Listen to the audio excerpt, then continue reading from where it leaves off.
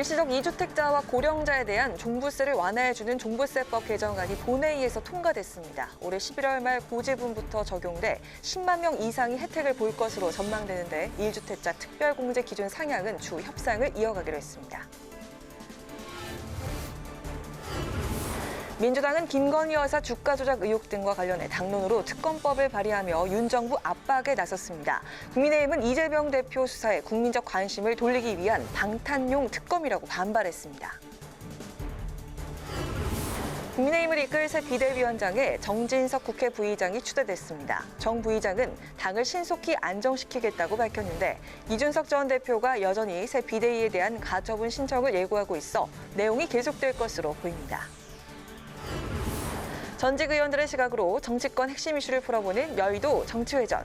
오늘은 이준석 전 대표와 당 지도체제를 둘러싼 가처분 소송으로 내용에 빠진 국민의힘과 이재명 대표를 겨냥한 검찰 수사에 총력 대응을 다짐한 더불어민주당 등 여야 정치권을 뒤덮은 사법 리스크에 대해서 짚어봅니다.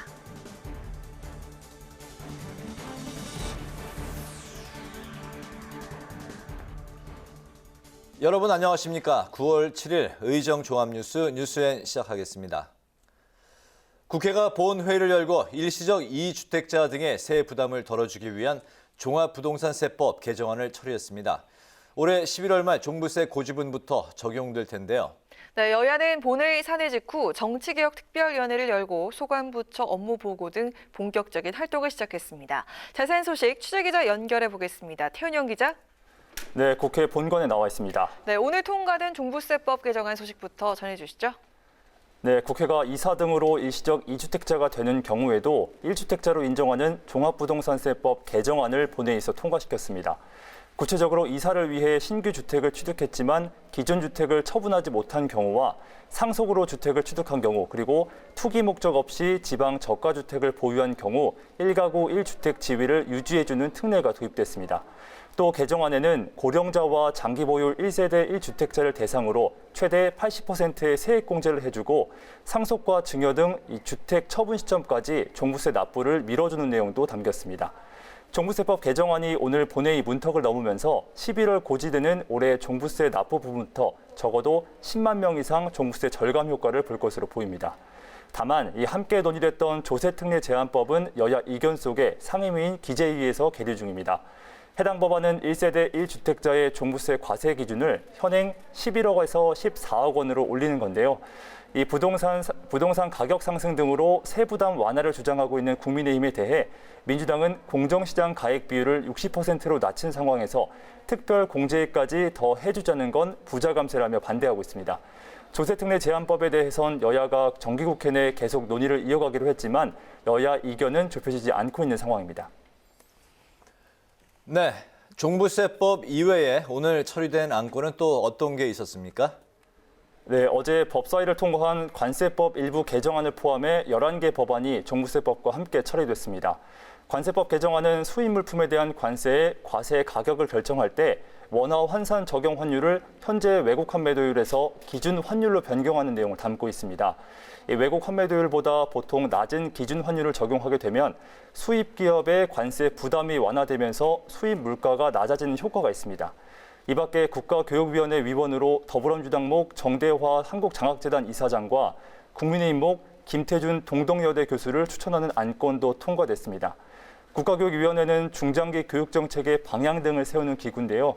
지난 7월 관련 법률이 시행됐지만 위원회 구성 절차가 늦어지면서 아직 출범하지 못하고 있습니다. 앞서 특별감찰관을 임명하자는 민주당 요구에 국민의힘이 북한인권재단 이사와 국가교육위원회 위원 추천 연계를 조건으로 내걸면서 한때 여야의 공방이 일기도 했던 기구입니다. 네, 정기국회 대략적인 일정도 짚어주실까요? 교섭단체 대표 연설이 또 한 차례 연기가 됐다고요?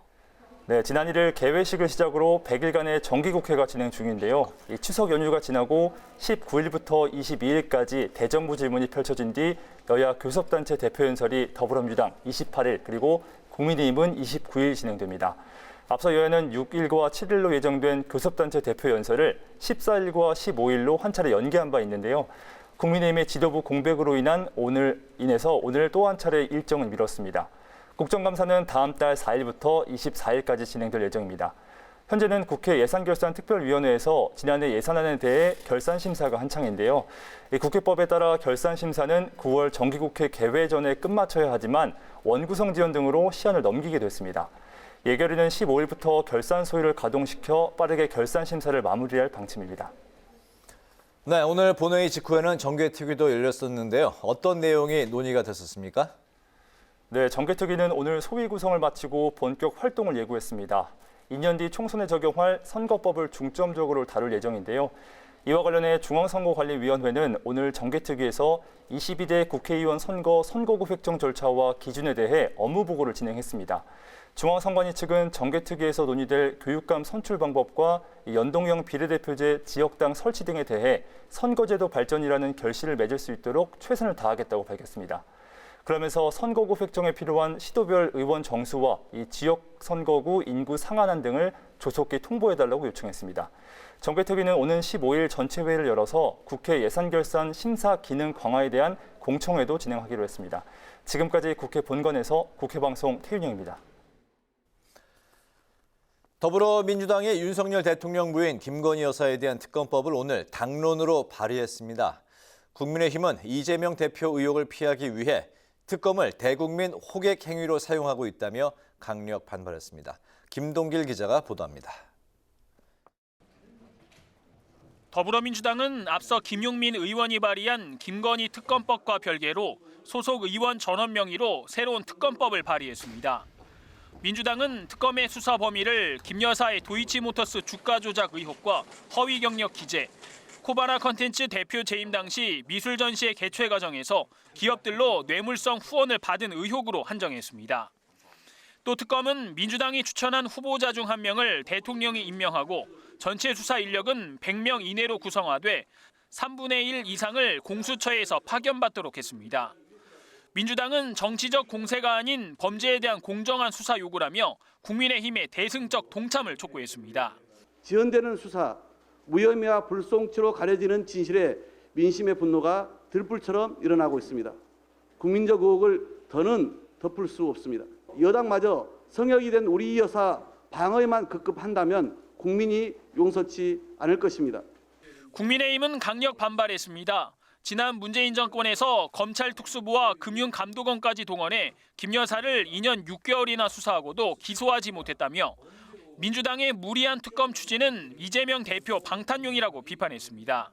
당 대표를 둘러싼 온갖 스펙터클한 범죄 의혹으로부터 국민의 관심을 다른 곳으로 돌려보기 위함입니다.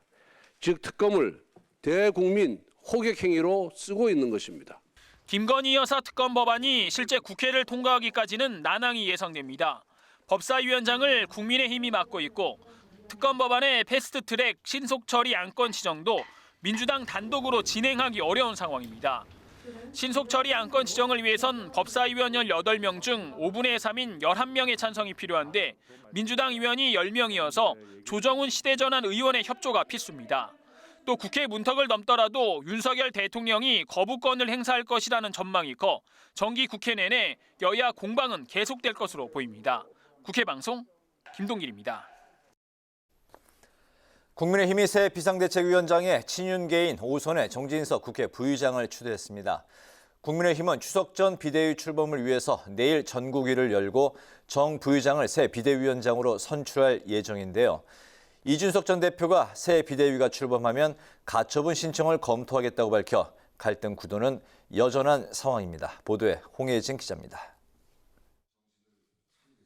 법원의 판결로 직무가 정지된 주호영 전 비대위원장을 대신해 오선의 정진석 국회 부의장이 국민의힘 의원총회에서 새 비대위원장으로 추대됐습니다. 정 부의장은 수락 회결을 통해 고심 끝에 수락하게 됐다며 당을 조속히 안정시키는 데 최선을 다하겠다고 밝혔습니다. 윤석열 정부의 성공을 위해 집권 여당을 안정시키겠습니다. 집권 여당으로서의 책임을 다하겠습니다.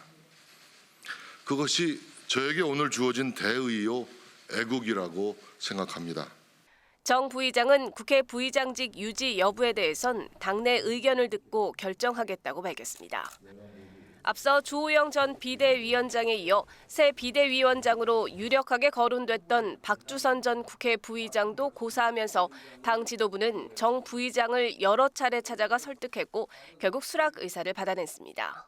제가 3번이나 방에 찾아가서 설득을 했습니다.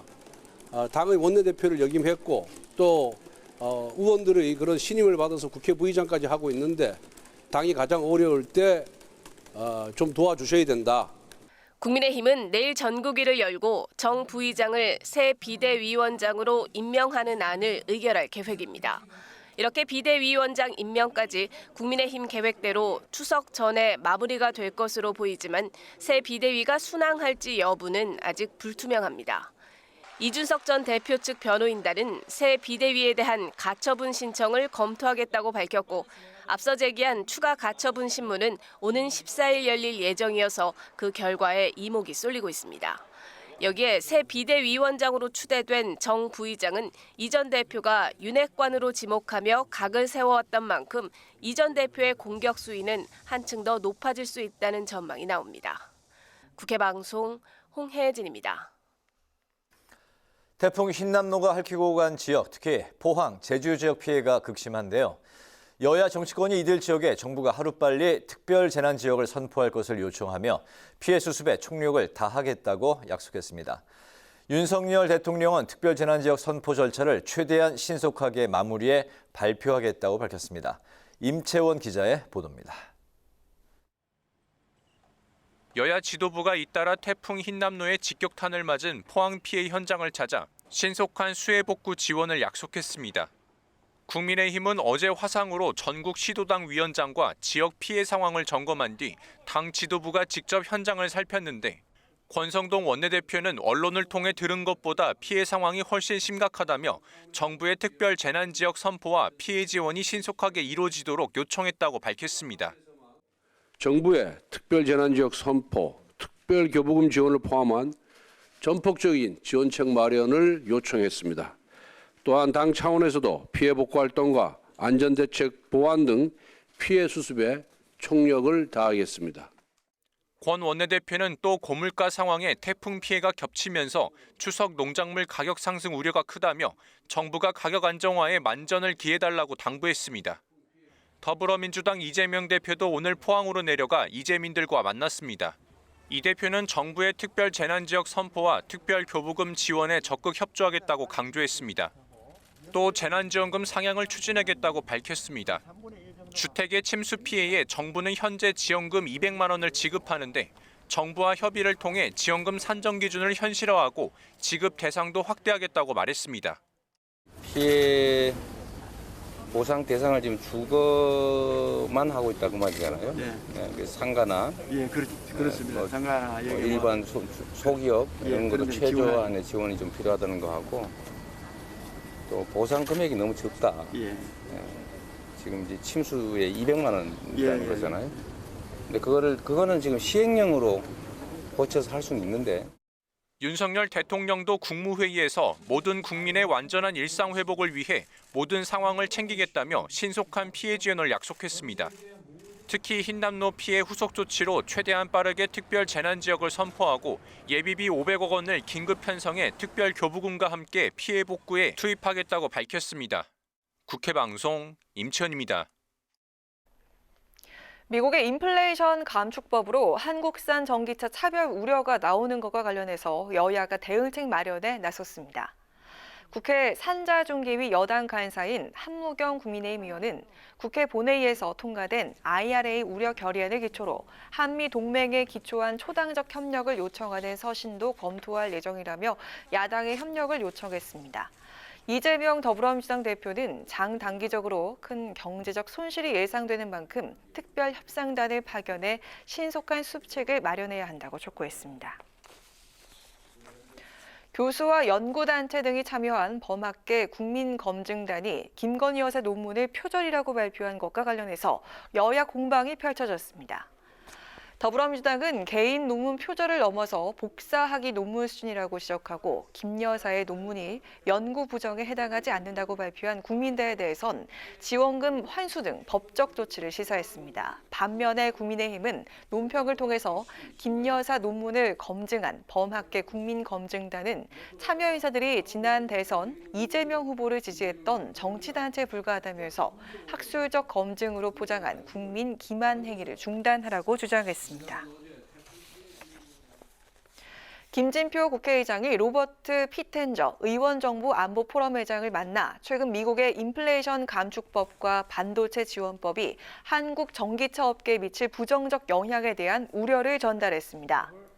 김 의장은 인플레법의 경우 북미산 전기차와 배터리를 우대하면 배터리의 원재료와 부품을 미국 외 공급선에 의존하는 업계에 모두 부담이라고 말했습니다. 그러면서 법이 보다 유연하게 이행될 수 있게 양국 정부가 이를 해결하기 위한 노력을 하도록 독려해달라고 말했습니다. 국회 사무처가 21대 후반기 국회 슬로건인 새로운 희망을 만드는 국회 디자인을 선보였습니다. 새 슬로건의 디자인은 새로운 희망을 만드는 국회와 희망을 상징하는 별을 조합해서 국회가 국민 곁에서 새로운 희망이 되고자 하는 의미를 담았습니다.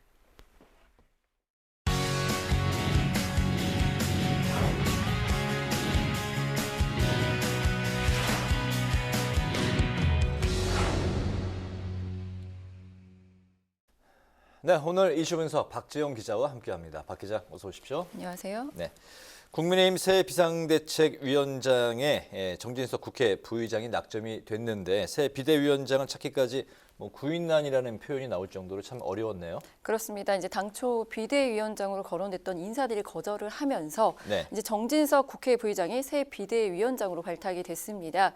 친윤계 의원으로 국민의힘 최다선 5선 의원인데요. 앞서 이 당초엔 이 주호영 의원이 다시 비대위원장을 맡을 것으로 예상이 됐다가요.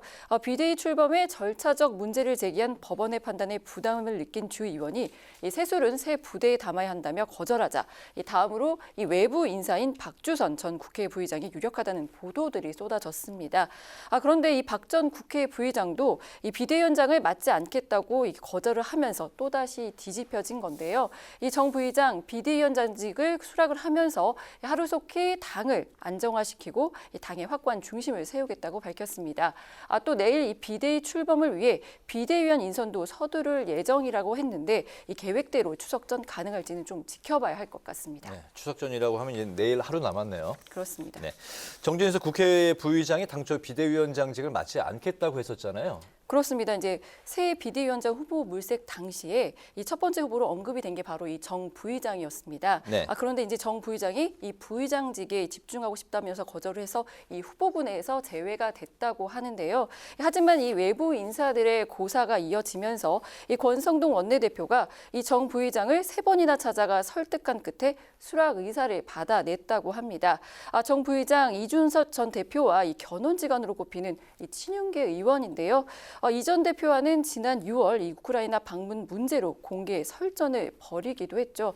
때문에 일각에서는 이 정 부의장이 등판을 하게 되면 이 전 대표와 이 당의 갈등이 더욱 증폭될 수 있다는 우려도 나오고 있는 상황입니다. 네, 그렇군요. 이준석 전 대표는 새 비대위가 출범을 해도 가처분 신청을 하겠다는 입장이죠? 말씀하신 대로 이준석 전 대표 이제 또다시 법적 대응을 예고를 했는데요. 네. 새 비대위가 출범을 하면 이 새 비대위원장과 이 비대위원들에 대한 직무정지 가처분을 신청할 것이라고 밝혔습니다. 이 전 대표 측 이 가처분 신청서를 미리 작성해 놓고 이 채무자 명단만 이 공란으로 남겨둔 것으로 알려지기도 했는데요. 지난번 이 비대위 직무정지 가처분이 인용된 만큼 이번 새 비대위에 대한 직무정지 가처분 인용도 유력할 것으로 보인다는 관측이 나오고 있습니다. 주호영 비대위에 이어서 이번 정진석 비대위도 자초가 되면 여권 내 혼란은 더욱 커질 수밖에 없어 보이는데요.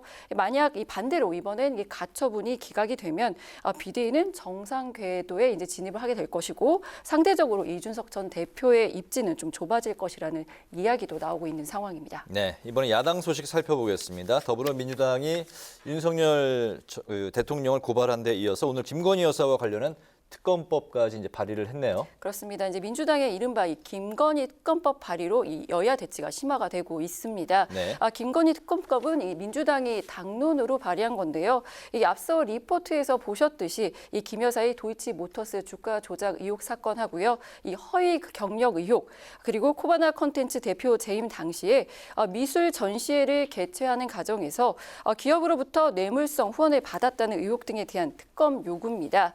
여기에 민주당 이 문제를 거듭 제기해온 이 김 여사의 이 장신구 대여 의혹과 관련해 이 별도로 윤 대통령을 검찰에 고발까지 했는데요.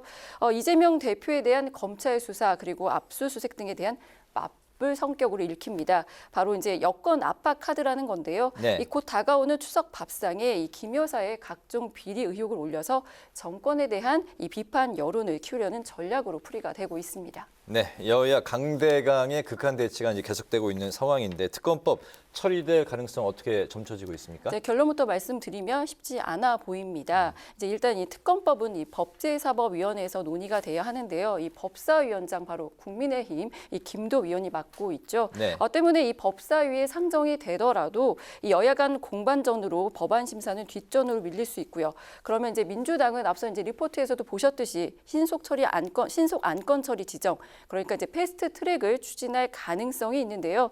이 패스트 트랙 지정을 위해선 상임위 제적위원 5분의 3 동의가 필요합니다. 이제 현재 이 법사위원 18명 중에 10명이 이제 민주당이기 때문에 이 5분의 3이 되려면 민주당 외 다른 소수 정당, 이 시대전환 이 조정은 의원의 도움이 필요한 상황입니다. 또 설령 이 특검법이 국회를 통과를 하더라도 이 대통령이 거부권을 행사하면 이 무산이 되는데요. 이 특검법 이게 최대 이렇게 쟁점으로 떠오르고 있는데 이 정기 국한 기간 내내 이 여야가 이 협치보단 강대강 대치를 이어갈 것이라는 전망이 나오고 있는 상황입니다. 마지막 단계에 대통령 거부권이 또 남아 있군요. 있습니다. 알겠습니다. 오늘 이슈 분석 박지영 기자와 함께했습니다. 박 기자 수고했습니다.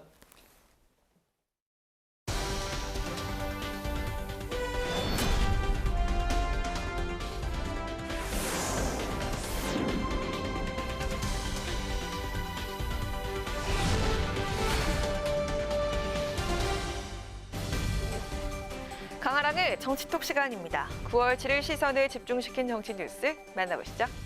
첫 번째 정치톡은 추석 민심 어디로입니다.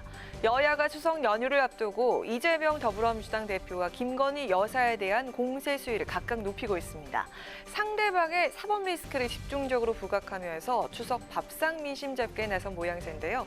집권 여당인 국민의힘은 추석을 기점으로 윤 대통령의 지지율을 끌어올려 국정 주도권을 잡겠다는 의도인 반면에 야권인 더불어민주당은 윤 정부의 실정과 김건희 여사 의혹을 집중 추궁해서 국정 주도권의 고삐를 죄겠다는 포석으로 풀이됩니다. 여야의 대립구도는 지난 6일 민주당 이재명 대표가 검찰의 출석 통보에 불출석 결정을 내리면서 본격 시작됐습니다. 국민의힘은 이 대표를 향해서 성역, 치외법권에 있다 착각하지 말라면서 국민께서 의혹을 거두실 때까지 검찰 소환 등 수사에 충분히 응하는 게 도리라고 비판했습니다. 이어 민주당의 김건희 특검법 발의에 대해선 이재명 방탄용, 대국민 호객행위라면서 맹목을 퍼부었습니다. 민주당이 정치적 관시법을 쓰며 사사건건 반대한 이유는 단 하나입니다. 이재명 당대표를 지키기 위한 것입니다. 이들에게 민생은 뒷전인지 오래입니다. 민생을 볼모로 한 이재명 방탄은 극렬 지지층에는 환호받을지 모르나 앞서 언급했듯이 파멸로 이르는 길뿐입니다. 상식 있는 국민들은 이재명 방탄을 위한 국정 발목 잡기를 결코 용납하지 않을 것입니다. 민주당은 이 대표를 향한 검찰 수사를 두고 검찰의 정치적 중립성을 문제 삼는 한편 윤 대통령의 배우자 김건희 여사 의혹을 거론하면서 맞불을 놨습니다. 김 여사의 도이치모터스 주가 조작, 허위 경력 의혹을 따지기 위한 김건희 특검법을 발빠르게 발의한 것인데요. 추석 전 발의를 통해서 추석밥상에 김 여사를 올리겠다는 전략으로 보입니다. 국민들은 매우 현명합니다. 이슈도 진실이 있고 경중이 있습니다. 추석 밥상에는 명백한 주가 조작 범죄 혐의가 있는 김건희 여사가 성공한 쿠데타이더라도 처벌받아야 하는지 여부가 그 밥상머리에 오르게 될 것입니다. 김건희 특별법에 대한 국민의 지지가 높은 이유도 같기 때문입니다. 온 가족이 한자리에 모이는 추석 연휴, 지역 간, 세대 간, 그리고 직업 간 전방의 소통이 이뤄지기 마련이죠. 이것이 바로 정치권이 추석 민심에 신경을 곤두세우는 이유기도 한데요. 여야 정치권 모두 사법 리스크라는 악재에 휘말린 지금, 추석 민심은 과연 어느 쪽을 향하게 될까요? 이어서 오늘의 두 번째 정치톡은 깨진 바가지 계속 셉니다. 국민의힘의 새로운 비상대책위원장과 비대위원에 대한 가처분 신청을 또다시 예고한 이준석 전 대표. 강도 높은 법적 투쟁과 함께 연일 장외 여론전을 이어가고 있는 가운데 당대표에서 이젠 저격수가 된 이 전 대표를 향한 국민의힘의 시선은 싸늘하기만 합니다. 당 안팎에선 이준석 전 대표가 돌아올 수 없는 강을 건넜다는 평가도 나오고 있습니다. 국민의힘의 유일한 호남 지역구 의원인 이용호 의원은 이준석 전 대표가 또다시 가처분을 예고한 것을 지적하면서 정치는 당연히 정치로 풀어야지 법에 의지해선 안 된다고 꼬집은 데 이어서 이 전 대표와 당이 말로 풀어서 화해하기엔 이미 서로 너무 멀어져 버렸다면서 그럴 가능성이 거의 없다고 밝혔습니다. 이 전 대표에게 갈등을 좀 풀었으면 좋겠는데 최근에 계속되고 있는 언행이라고 할까? 당내 여러 가지 분위기를 보면 갈등을 발로 풀어서 이게 화해하기는 선을 넘어버린 상태가 아닌가. 또 대선 때도 여러 차례 서로 또 화해하고 또 화합하고 했었는데 그런 형태로 갔었는데 그런 전력 때문에 이렇게 땜질을 해도 한번 깨진 바가지는 계속 새지 않겠느냐라고 하는 비관적인 시선이 있는 게 사실이에요. 이 전 대표가 당대표, 당 지도자에서 이젠 해설자가 돼버렸다고 꼬집은 이도 있었습니다. 바로 최영두 의원이었는데요. 최 의원은 윤석열 대통령과 윤핵 관을 겨냥한 공격성 발언을 일삼는 이 전 대표에 대해서 여당인데 야당처럼 이야기하고 있다면서 이 전 대표에게 기대했던 분들은 아쉬워하고 불안했던 분들은 분노하고 있다고 말했습니다. 이준석 전 대표는 본인 스스로는 당대표의 지위가 있다고 보는 분이잖아요. 그렇다고 한다면 야당처럼 이야기하고 그러면 무책임하잖아요. 그거는 책임을 지고 대통령한테 고언할 거는 고언하고 또 대통령과 상의해서 대통령의 어려움도 좀 또 호소도 좀 들어주고 이렇게 해야 안 되겠습니까? 당대표 당선 뒤에 임재범 논리를 인용하면서 많이 불안하시겠지만 제가 잘하겠습니다라고 하지 않았습니까? 좀 반전을 좀 만들어줬으면 좋겠습니다. 이준석 전 대표 다음 주 경찰에 출석해서 성접대 의혹 관련 조사를 받을 전망인 가운데 오는 28일로 예정된 윤리위에선 이 전 대표의 추가 징계가 논의될 가능성이 있다고 하죠. 알려진 바로는 추가 징계를 통해 이 문제를 매듭 짓자는 것이 당내 분위기라고 합니다. 순순히 당의 처분을 따를 리 없는 이 전 대표. 이준석 지우개에 맞설 그의 다음 반격은 과연 무엇일까요? 지금까지 강아랑의 정치톡이었습니다.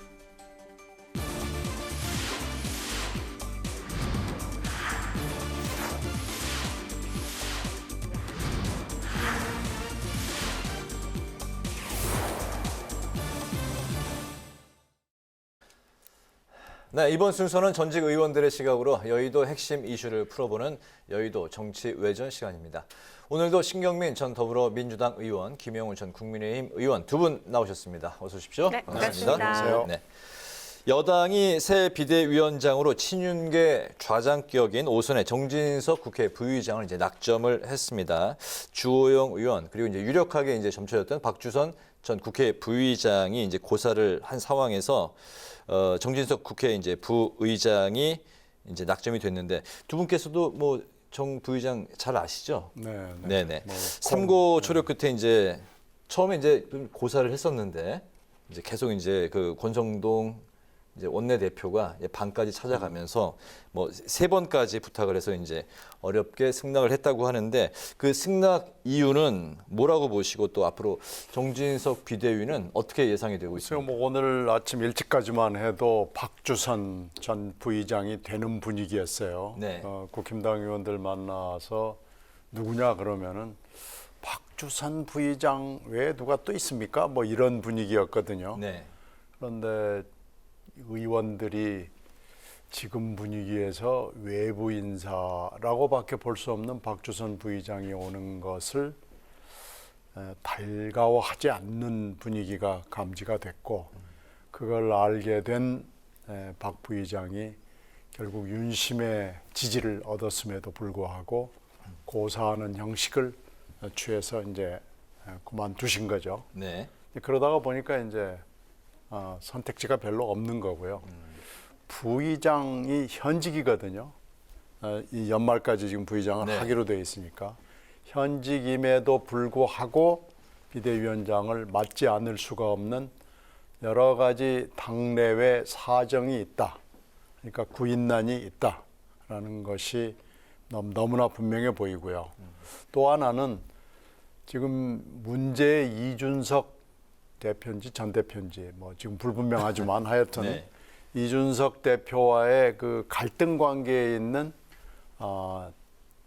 분을 택할 수밖에 없는 사정이다라는 좀 약간의 난감함이 있었을 겁니다. 네네. 그러나 이제 추석 전이 이제 내일 하루밖에 남지 않았기 때문에 내일 안에는 뭔가 법률적인 절차는 다 마쳐야 되는 이 시간적인 한계 뭐 이런 거에서 고육지책으로 정부의장이 갈 수밖에 없지 않았나 이런 저간의 사정이 짐작이 됩니다. 네네. 일단 국민의힘의 경우에는 그 시간에 쫓겼고 그다음에 또 인물난에 쫓겼다 이런 생각이 듭니다. 왜냐하면 추석 전에 비대위를 꾸리겠다라고 하는 당의 방침이 있었기 때문에 네. 그 시간에 맞춰서 하다 보니까 많은 사람하고 접촉할 수 있는 시간 자체가 좀 부족했죠. 그러다 보니까 결국은 당을 잘 아는 그런 인사 중에서 찾게 된 것 같아요. 네. 그런 면에서 이제 정진석 부의장은 이제 뭐 5선 의원이고 충청권이고요. 또 당에서 이제 원내대표도 지냈었고 하기 때문에 네. 당을 누구보다도 잘 아는 인물이죠. 그래서 이제 1차 때도 권성동 그 원내대표가 부탁을 했었는데 그때는 이제 고사했다가 이번에는 이제 독배지만은 피할 수 없다. 독배라도 마시겠다라는 심정으로 이제 맡았죠. 네. 그래서 일성은 이제 당의 안정화를 조속히 꾀하겠다. 당의 안정화가 가장 중요하다. 이런 마음으로 이제 그 비대위원장을 맡은 것 같습니다. 근데 앞으로 이제 두 가지 정도의 또 넘어야 될 높은 산이 있겠죠. 이준석 전 대표와의 갈등. 이게 이제 단순한 갈등을 넘어서서 이준석 전 대표는 지금 국민의힘에 대해서 새로운 비대위에 대해서 또 가처분 신청을 할 예정이기 때문에 그런 어떤 갈등과 법적인 그 갈등이죠. 법적인 문제 이런 걸 또 뛰어넘어야 되고 또 하나는 내일로 예정이 돼 있는 것 같은데 권성동 원내대표가 이제 사표를 내게 되면은 사퇴 기자회견을 하고 내게 되면은 원내대표를 이달 말까지 이제 뽑을 예정이란 말이죠. 네. 그랬을 경우에 결국 국민의힘의 여러 가지 아무래도 그 경쟁은 또 내용을 가져오는 거니까요. 그런 갈등을 가져오기 때문에 이달 안에 국민의힘이 다소 안정을 꾀야 됩니다만은 역시 당내에 조금 분란은 있겠다 이런 생각입니다.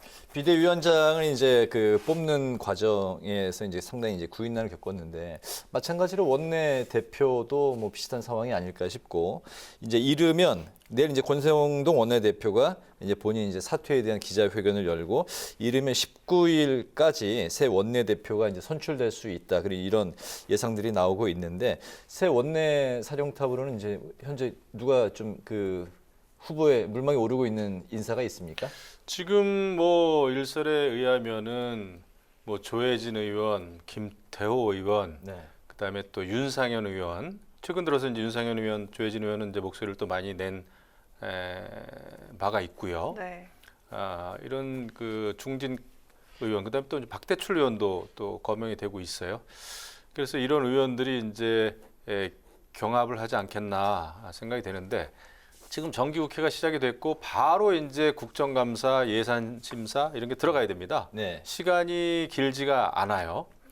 그런 또 비대위 상황에서 이제 원내대표를 맡게 되고 또 그 원내대표는 비대위의 이제 당연직으로 비대위원이 되지 않습니까? 네. 그런 면에서 굉장히 중요한 원내대표다 이런 생각인데 그런 면에서 이제 걱정도 되겠죠. 그 대통령실에서도 걱정이 될 겁니다. 일단 대통령실과의 소통도 잘 돼야 되고 그다음에 또 권성동 원내대표가 물러나 있고 장제원 의원도 이선 후퇴를 선언했습니다마는 또 소위 윤핵관 그 정치인들 의원들과의 관계는 또 어떻게 설정이 될 건지 이런 것도 이제 앞으로 아마 관심사가 아닐까 이런 생각이 듭니다. 네, 그 국힘의 원내대표 후보군 어떻게 보고 계세요? 지금 뭐 윤상현 의원이 자기가 거의 된 것처럼 하고 다닌다는 설이 있습니다. 네네. 그런데 조혜진 의원도 꾸준히 여기를 나왔잖아요. 네, 이번에도 나올 거예요. 네. 그렇게 따지면은 윤상현, 조혜진 두 분이 좀 싸우지 않을까 그렇게 예상합니다. 네. 네. 자, 앞서서 박주선 전 국회 부의장이 물망에 올랐을 때 적극적으로 찬성표를 던졌던 인물이 바로 이준석 전 대표인데요. 하지만 이 상황이 바뀌었죠. 정진석 부의장과 이 전 대표가 최근에 그 SNS로 육모방망이 이야기 등등 해가지고 감정 싸움을 좀 벌였던 사실상 악연 관계인데요. 정 부의장의 경우에는 이 전 대표와 못 만날 이유가 없다 이렇게 입장을 밝히고 있는데 두 사람 만남이 실제로 이루어질 수 있을까요? 어떻게 보십니까? 현실성은 좀 떨어지지 않겠나 예상은 됩니다. 물론 정진석 그 부의장의 경우에는 5선의 의원이고 뭐 청와대에서 정무수석도 지냈고 당에서 원내대표도 했고 정말 정치 고수죠. 하지만은 바로 직전에 이제 이준석 전 당대표하고 아주 첨예하게 각을 세웠죠. 네. 그러다 보니까 이준석 전 대표 입장에서 상당히 좀 불쾌하게 생각하지 않을까 이런 생각이 좀 듭니다. 그리고 이제 지금 비대위에 대해서 가처분 신청을 내겠다라는 그 의지가 있어 보이기 때문에 비대위원장을 만난다는 것 자체가 이준석 전 대표 입장에서는 뭔가 이것은 그럴 뭐 자격이 없지 않느냐 뭐 이렇게 생각을 할 가능성이 있죠. 네. 하지만 뭐 정진석 원내대표는 워낙 또 정치력이 있는 분이고 하다 보니까 아마 그래도 제안은 하지 않을까 생각이 됩니다. 근데 그 만남이 이루어질까? 거기에 대해서는 저는 좀 회의적입니다. 네. 당시에 박주선 의원님을 꼭 모셔달라고 한 그 속내는 뭘까요? 이 전 대표? 글쎄, 저는 그거를 그 정말 박주선 전 부의장을 모셨으면 좋겠다라는 그런 진의가 있기보다는 아무리 뭐 좋은 분을 모시겠지만은 모시더라도 본인은 가처분 하겠다. 오히려 방점은 뒤에 있는 게 아닌가 생각이 듭니다. 네. 글쎄 만나는 게 쉬워 보이진 않아요. 그 당시 두 사람이 그 우크라이나 방문 이후에 한참 설전을 벌일 때 정진석 부의장이 아이고 뜨거워라 그러고 이제 물러난 거죠. 그리고 뭐 혼났죠. 뭐 그렇게 망신을 당할 수는 없었을 것이고 본인도 주변 사람들한테 이렇게 혼날 줄은 몰랐다라고 소회를 얘기할 정도였으니까요. 네. 근데 물론 제안은 하겠지만 지금 가처분 신문기일이 14일로 잡혀 있고 지금 가처분이 뭐 1차는 일단 결정이 나왔지만은 2차, 3차는 들어가 있고 4차까지 간다 그러면은 14일 날 신문이 어느 때보다도 중요할 겁니다. 그건 쌍방에 다 중요할 거기 때문에 거기서 만나는 모습을 보이는 것이 과연 맞나? 뭐 서로 간에 견적이 아마 잘 안 나올 거예요. 그래서 만남이 실제로 이루어지는 것은 어렵지 않을까 그렇게 보이네요. 알겠습니다. 이번에 그 야당 상황 살펴보겠습니다. 검찰이 이재명 대표를 이제 소환을 하자, 물론 이제 이재명 대표는 소환을 이제 불응을 했습니다만 민주당이 오늘 김건희 여사의 장신구 신고 누락 의혹과 관련해서 윤석열 대통령을 이제 고발을 했고 또 이어서 김건희 특검법을 당론으로 발의하는 등 대대적인 이제 반격에 나섰습니다. 출구가 없어 보이는 강대강 대치가 앞으로 이제 계속될 것으로 보이는데, 이 부분 어떻게 보십니까? 특검은 쉽지는 않아 보입니다. 맨 마지막 최종 대통령 거부권까지 있더군요. 법률적 절차가 특검법을 계속해서 밀고 나가기는 야당 입장에서 쉽지 않죠. 네. 아무리 의석수가 많다고 해도 그것을 추동해 가려면은 상임위도 그렇고요. 또 대통령의 거부권도 극복을 해야 되고 하기 때문에 쉬운 일은 아니다는 건 알지만 지금 현재 가령 윤 대통령이 인기가 지지도가 높고 또 대통령 부인이 아무 문제가 없다 그러면은 이런 상황이 생기지 않죠. 지금 현재 이게 추동력이 야당한테 생기는 것은 대통령의 지지율이 너무나 낮고 또 김건희 여사가 쉬지 않고 이 뗄거리를 제공을 해주잖아요. 그래서 가능한 거기 때문에 만약에 그런 상황이었다면은 김건희 특검법을 내놓고 대통령을 고발하고 하는 것들이 역풍 때문에 운행을 할 수가 없습니다. 근데 지금 그런 역풍이 불지 않을 거라는 확신이 있고 더군다나 한번 붙어보자 그리고 이쪽 부인도 그렇대요. 그리고 대통령도 그렇대요. 하고 얘기를 할 수 있는 이 베이스가 깔려 있기 때문에 야당으로서는 던져보는 거고 한번 해볼 만한 거다고 보는 거죠. 이 법이 통과되느냐, 통과되지 않느냐, 뭐 이건 그렇게 중요해 보이질 않습니다. 네, 대통령 고발과 김건희 특검법 발의 어떻게 보셨습니까? 이거는 야당의 이제 그 대여 압박용이다 생각합니다. 또 맞불이죠. 왜냐하면 그 이재명 대표 또 이재명 대표 부부가 가지고 있는 그 사법 리스크, 이것이 민주당에만 있는 것이 아니다. 이재명 부부에게만 있는 것이 아니다. 대통령과 또 김건희 여사에게도 있다라는 것을 야당이 보여주기 위한 다분히 정치적인 공세다라는 생각이 듭니다. 일단은 이 특검법이 통과가 된다는 게 현실적으로 좀 어렵고요. 그다음에 여태까지는 특검법이라고 하는 것은 여야 협상에 의해서 이제 특검법이 발의가 됐고 또 통과가 됐단 말이에요. 근데 이것은 그냥 발의를 했습니다. 당론으로 그냥 정해가지고 이것은 여당의 입장이 중요치 않다라는 거거든요. 지금 야당에서는 그거는 뭐냐면 이 특검법이 통과되든 통과되지 않든 정치적인 효과를 노린다 이런 생각입니다. 지금 뭐 법사위원장도 이제 여당 의원이기 때문에 현실적으로 통과되기가 어렵죠. 다만 이게 이제 패스트트랙으로 갈 것이냐 그런 문제가 하나 남아 있습니다. 왜냐하면은 지금 야당 내부에서도 특검법을 발의하는 것은 좀 너무 시기상조다라는 목소리가 현실적으로 있었어요. 그런데 이게 만약에 통과가 정말 안 되고 이랬을 경우에 여야가 강대강으로 계속해서 갔을 경우에 그러면은 야당은 이것을 패스트트랙이라는 수단까지 활용할 수 있을 것인가? 그 패스트트랙이 성사되는 거는 민주당 의원 10명에 시대전환 조정훈 의원만 참여를 하면은 성사는 되는 것 같습니다. 패스트트랙은 가능하죠. 일단 다수기 때문에 시간은 좀 걸리는데 뭐 180일 내지는 뭐 길게는 이제 330일까지 갑니다만은 안건 조정회의도 지난번처럼 그때 뭐 탈당까지 시켜가지고 안건조정위에서 그냥 벼락치기로 통과를 시켰는데 이런저런 수단을 동원하다 보면은 패스트트랙으로 갈 수는 있지만 또 이제 민심의 역풍을 맞을 수가 있죠. 그래서 지금 민주당으로서도 고민은 많을 것이다. 근데 당장 특검법을 지금 이렇게 강하게 밀어붙인 거는 역시 이재명 당대표의 검찰 소환. 그 이후에 지금 강하게 이렇게 강경 모드로 선회를 했거든요. 그래서 결국은 맞불을 놓은 것이다 이렇게 생각이 됩니다. 네, 특히나 이 김건희 여사 관련 공방이 더 뜨거워진 이유가 있죠. 김 여사 논문 표절 의혹을 검증해온 그 교수 학술단체가 전부 완전한 표절이다 이렇게 결론을 냈기 때문인데, 하지만 이 국민의힘이 범학계 검증단은 지난 대선 당시 이재명 후보를 지지한 정치단체라면서 그 진정성이 의심된다 그런 입장인데 의견 어떻습니까? 이것도 뭐 의견이 완전히 갈려요. 그러니까 지금 여당을 지지하는 분들은 지금 그 논문이라고 하는 것은 그 논문을 심사해야 되는 할 수 있는 권한이 있는 단체가 해야지 이걸 어떻게 외부 단체가 이것을 평가를 하겠느냐 이런 입장이란 말이죠. 뭐 단체라면 뭐 국민대, 뭐 그렇죠. 숙명여대인가? 그렇죠. 그 논문을 심사했던 단체나 그 논문을 이제 평가하는 그 단체가 해야 되는 게 맞는 거죠. 그렇지 않고서 이게 이제 뭐 외부의 단체가 하는 거는 다분히 정치적으로 목소리를 낼 가능성이 크다. 더더군다나 말씀이 있었습니다마는 이 그 범학계 뭐 검증단입니까?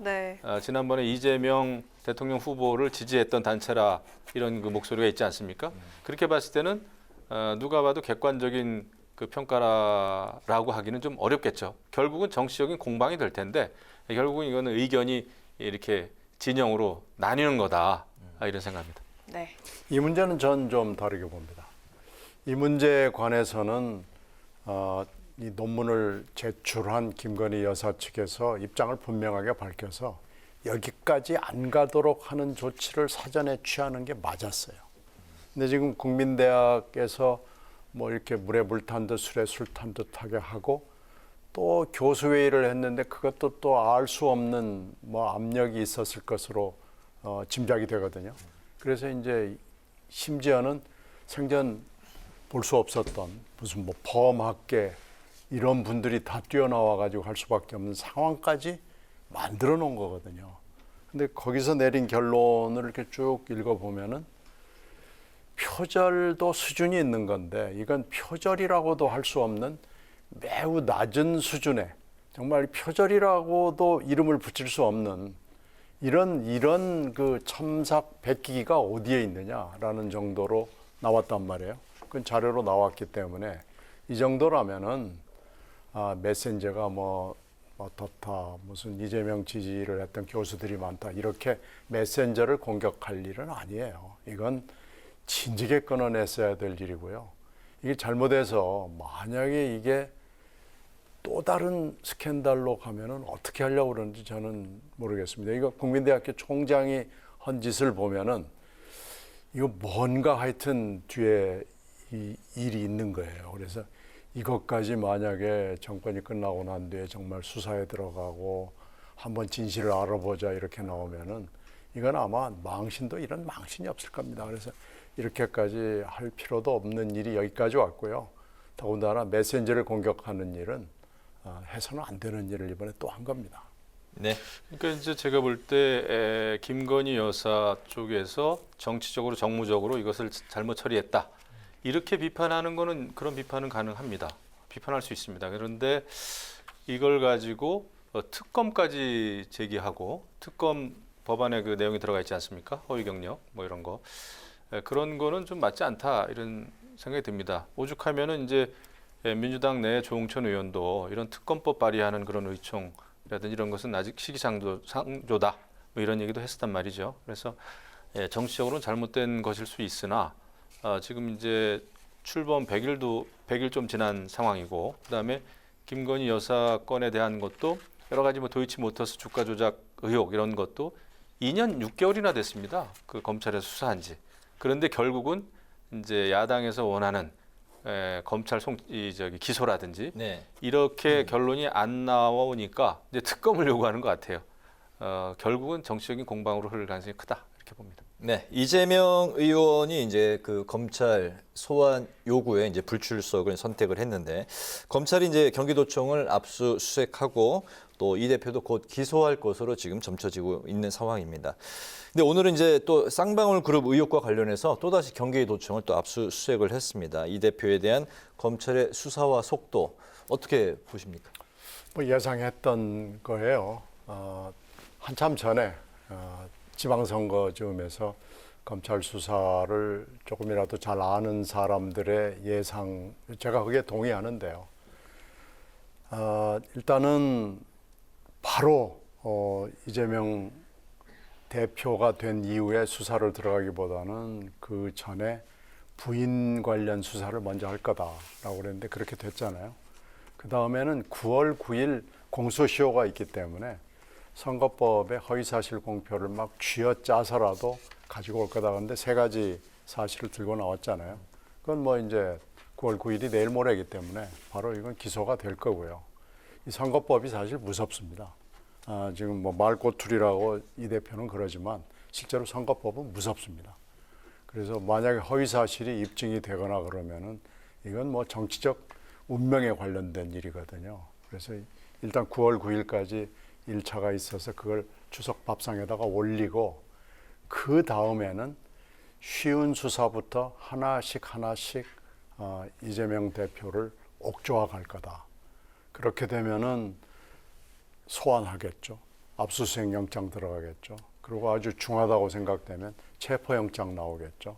그러면 당하고 또 국회를 가지고 흔들겠죠. 그래서 9월, 10월 이 가을이 심상치가 않다. 이렇게 되면은 국감이고 예산이고 다 뒷전으로 가버리는 겁니다. 그래서 이제 이런 것들 때문에 대표를 출마를 하지 않는 것이 좋겠다라고 이제 만류를 했던 건데 결국은 그렇게 되지 않았습니다. 그래서 이번 가을은 결국 이 문제를 가지고 여야가 공방을 벌이다가 그냥 훌쩍 겨울로 넘어가지 않나 이렇게 생각합니다. 네, 국민들이 여러 가지로 이 정치권을 바라보는 시각이 뭐 많은 걱정과 또 우려의 시선이 있을 수밖에 없는데요. 예, 어떻게 보십니까? 정말 걱정입니다. 더군다나 지금 이재명 민주당 대표의 검찰 소환에 대해서 민주당이 의원총회까지 열어가지고 검찰 출두하는 것을 불응하는 것을 당론으로 정했단 말이죠.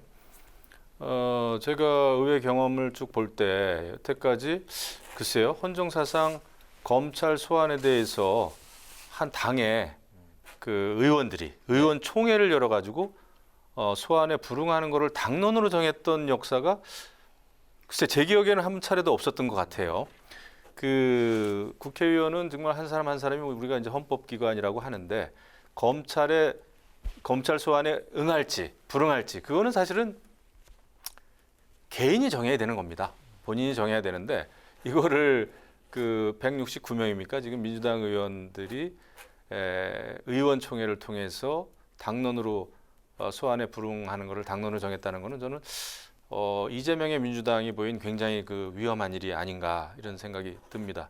그런데 또 이제 김건희 여사에 대해서는 또 특검을 하자고 하니까 결국 글쎄요, 이 정치인들이 법을 지켜야 되는 거를 가장 모범으로 삼아야 되는데 완전히 지금 반대로 가고 있단 말이죠. 그래서 이런 것은 굉장히 좀 문제가 있다 이렇게 보아지고, 그다음에 이제 이재명 대표의 경우에 지금 뭐 경기도청도 뭐 압수수색을 당하고 막 이러는데 과거에 이제 대장동 사업을 이재명 성남시장 시절에 대장동 사업을 보고했다고 하는 그 김문기 씨라고 하는 그 김문기 씨를 이재명 그 대표는 모른다 이런 발언을 하지 않았습니까? 그래서 이제 이게 지금 허위 사실이 되고 그랬는데 글쎄요, 단군 이래 최대의 치적이라고 이재명 대표가 본인 스스로 이제 자랑을 하고 자랑스럽게 생각했던 그 사업인데 그 사업을 보고한 사람을 인지하지 못한다, 잘 모른다. 그게 과연 그 합리적인 것인지 믿을 수 있는 것인지 말이죠. 이런 진실이 밝혀지기 위해서 저는 검찰에 출두하는 게 맞다. 일반 국민들 입장에서는 검찰에 소환되면은 가서 조사를 받죠. 이거를 그냥 서류로 제출해가지고 나는 검찰이 가지 않겠다라는 거를 일반 국민들은 사실 상상도 못하는 일이거든요. 그런데 지금 민주당 대표가 그러고 있단 말이죠. 또 민주당은 그것을 또 옹호하고 있고 저는 이것은 굉장히 문제다 이렇게 생각합니다. 네, 오늘 이렇게 전국을 뒤흔들고 있는 사법 리스크에 대해서 이야기를 가득 채워봤는데요.